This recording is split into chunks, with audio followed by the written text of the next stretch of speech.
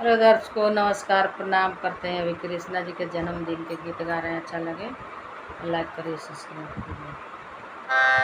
इनका के बबुआ जलमालेलन घरे घरे दैया बाजे हो ललना किनका के मना माऊ दशा बैले बबुआ अवतरा लेलना ललना किनका के मना माऊ दशा बैले बबुआ जलमा लेलना।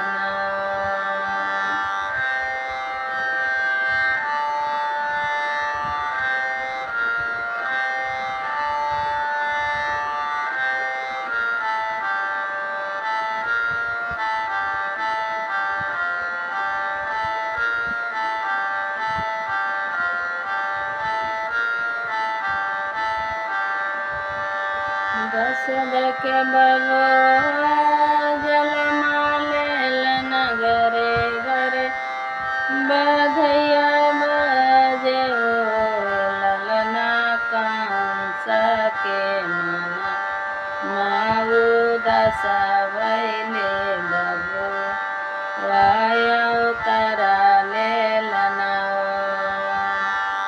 ललना कंस के मना माऊ दशा बैले